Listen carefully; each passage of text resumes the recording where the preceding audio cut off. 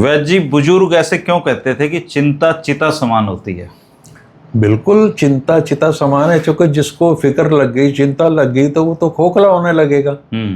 तो उन्होंने medical science नहीं पढ़ी थी, बावजूद इसके वो जानते थे कि जो आदमी फिक्रमंद है हर समय चिंता में रहता है। तो चिंता देखिए, एक तो नेचुरल चिंता है, कोई स्थिति आपके सामने पैदा होगी और आपने चिंता की, वो नॉर्मल है। ओकेजनल जो है, तो इसमें कोई घबराने वाली बात नहीं है। लेकिन वो चिंता आपकी स्थायी बन जाए, परमानेंट बन जाए, आप हर समय फिक्र में रहते हो क्या होगा क्या होगा, तो ये क्रॉनिक वरी की स्टेज, क्रॉनिक एंग्जाइटी की स्टेज है, जो आपके शरीर को तो खोखला करेगी, आपके मन को खोखला करेगी, और इसका विपरीत प्रभाव इसमें चीज़ों में पड़ेगा। तो दो तरह की उन्होंने बताई, एक है प्रोडक्टिव चिंता, एक है अनप्रोडक्टिव चिंता। अच्छा जी। प्रोडक्टिव चिंता वो है जो आपके तन मन पर प्रभाव डाल रही है, लेकिन एक विशेषता उसमें और है कि उस चिंता का हल आपको पता है, वो आपके कंट्रोल में है, तो वो प्रोडक्टिव है। अनप्रोडक्टिव चिंता वो है जिसका हल आपको पता ही नहीं और आप उसमें कुछ नहीं कर सकते, घुले जा रहे हो, मतलब कुछ भी नहीं हो सकता, आपकी चिंता करने से कुछ नहीं होगा। तो इसमें सेल्फ रीअश्योरेंस थेरेपी, आपने खुद को समझाना है। उसमें मैं अपनी सलाह ये दे रहा हूँ कि जो लोग धार्मिक लोग होते हैं उनको बड़ा लाभ मिलता है, क्योंकि वो ईश्वरीय व्यवस्था में, डिवाइन ब्लेसिंग्स में वो करते हैं कि कोई है जो मेरी इन चीज़ों को मेरे से बाहर निकाल देगा। तो एक तो वो चीज़ है। दूसरे, जो लोग पढ़ सकते हैं वो गीता का पाठ करते रहें।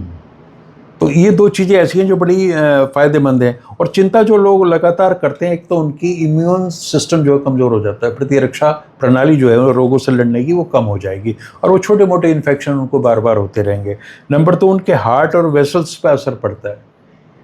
आप देखेंगे जैसी चिंता हुई तो दिल की गति बढ़ जाती है लगातार, तो उस चीज़ को में ये है फ़ायदा लेना है। तो पाचन तंत्र पर विपरीत प्रभाव पड़ता है। जो लोग चिंता में हैं उनकी पाचन क्रिया कभी भी ठीक नहीं रहती, ना उनको भूख लगेगी, ना उनका पाचन होगा, उनको गैस भी रहेगी, अपच भी रहेगा, इंडाइजेशन जिसको बोलते हैं, कब्ज भी होगा, और उनको दस्त लग सकते हैं, लूज मोशन लगते हैं। इसके लिए एक शब्द आया था नर्वस डायरिया हमारे यहाँ, कि बहुत से लोग जैसी कोई ऐसी अनवांटेड सिचुएशन खड़ी होगी तो बार बार टॉयलेट जाते हैं रिलीज करने के लिए, तो वो है। दूसरे ऐसे जो पेशेंट हैं क्रॉनिक एंग्जाइटी वाले, उनके कंधों में जकड़न रहेगी और मसल्स में दर्द होता है, और उसकी कोई वजह नहीं होती, मेडिकल आप टेस्ट कराएंगे तो कुछ नहीं निकलेगा।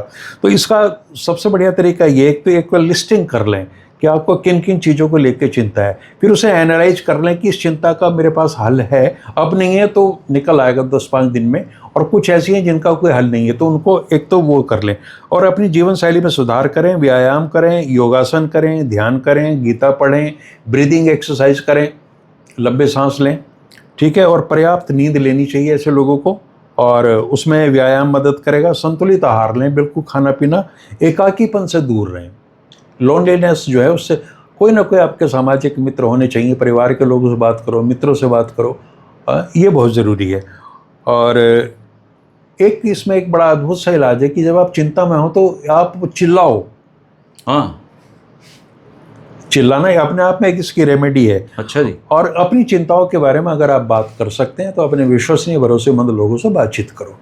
तो इसका मेडिकेशन का कोई लंबा चौड़ा इसमें नहीं है। जीवन शैली को सुधार के और अपनी आदतें सुधार के आदमी चिंता से मुक्ति पा सकता है, और इस ज्ञान को गांठ बांध ले, होइए वही जो राम रच रहा।